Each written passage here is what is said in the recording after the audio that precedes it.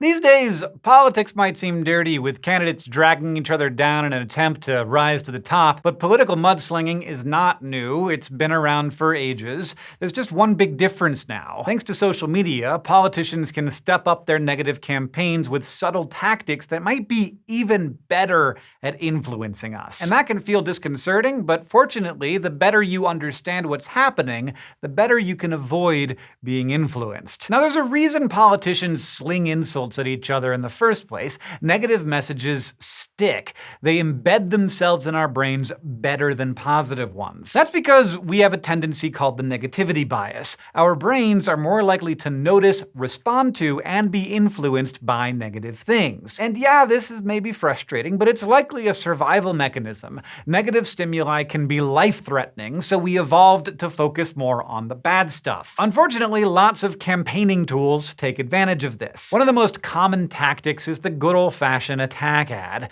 You know, political ads on the internet or TV that attack candidates as incompetent or hypocritical or dangerous. These have been around for decades, of course, but they're becoming increasingly common. Like during the US presidential campaign in 1960, only 10% of televised ads were negative. During the 2012 campaign, only 14% were positive. Oddly enough, studies have shown that these ads aren't that good at changing how people vote. But although the evidence is mixed on this, the one thing they may do is influence whether or not people go to the polls. And that can play out in a couple of ways. For instance, a 2014 study found that when negative ads were aired early in a campaign, they mobilized voters to go to the polls. The authors speculated that at this point in an election, negative ads may actually help people make a decision about a candidate and give them the confidence to go vote. On the other hand, when negative ads were shown later in a campaign, people were overall less likely to vote, possibly because negative ads wore away at their confidence in their preferred candidate. And although the ads probably didn't change a lot of votes,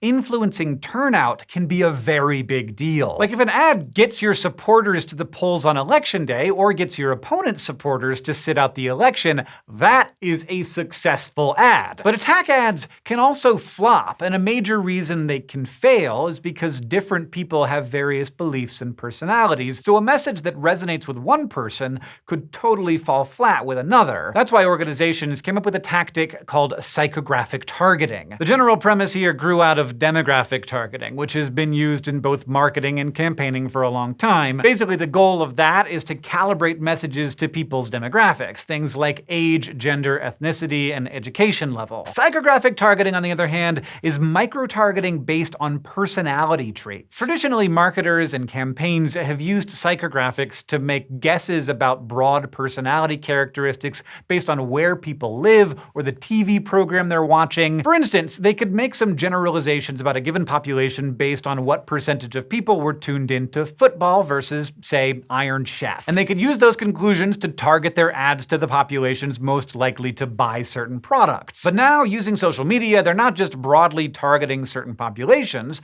Organizations can target an ad to an individual based on that person's online behavior. And it's easier than you might think. In a 2013 study of 58,000 people, researchers found that they could summarize a person's key personality traits based entirely on their Facebook likes. For instance, they found that they could reasonably predict participants' level of openness based on whether they liked Plato, the philosopher, or the I don't read page. So not a huge surprise there that you can predict openness based on whether someone liked I don't read. But this is huge for organizations looking to create micro-targeted ads, because personality traits like openness are strong predictors of political ideology. Political campaigns began using psychographic data gleaned from social media during dozens of elections in 2014, but the method played a more notorious role in the 2016 US presidential election when a company called Cambridge Analytica harvested information from millions of Facebook profiles and used it to develop dozens of micro-targeted political ads. Researchers don't know what effect these ads had on the 2016 election, and Cambridge Analytica is no longer in business, but psychographic targeting